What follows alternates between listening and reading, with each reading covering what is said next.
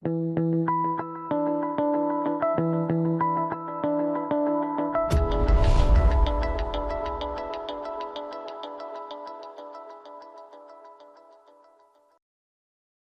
guys, this is Grant Coombs III, aka Balbomb, coming to you for another video from CardRunners.com.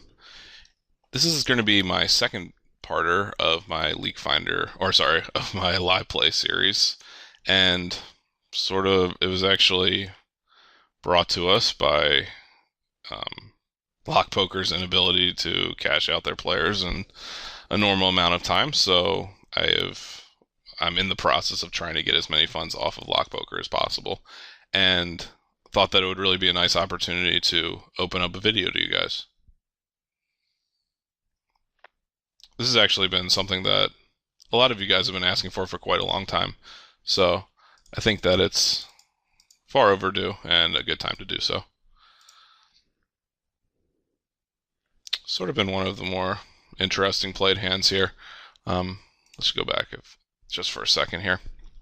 It was ended up checked to me on the flop, a tight opener and a recreational player called pre-flop. I ended up checking back the flop. I think they're gonna have a lot of pocket queens, pocket jacks from the tight player, and the looser player. I'm not really going to be sure of his range on the flop, but I think he can be actually calling with 9x, a certain amount of the time at least. On the turn, I opted to bet quite small there, just because I think I have the best hand most of the time here, and I'm also allowing them to sort of peel off weakly, and if the tight player calls me, I can plan for a bluff on the river. I think the 6 is an almost ideal card for me on the river. I can represent 9x, which he's going to have a really hard time having, as well as rivering, pocket 6s or flush, obviously. So opted to bet 16 into, I think, 12, and took it down rather quickly. That definitely indicates to me that this is going to be the sort of player that is going to be much easier to run over.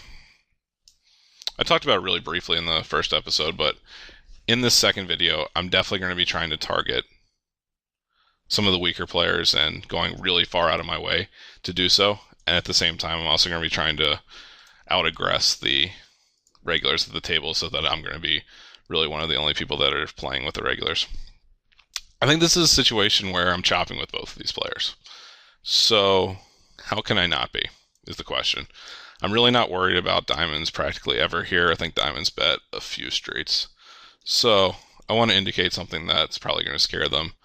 And this is probably a situation where most players are not going to be willing to make a really big bluff here and just going to call and take down the pot.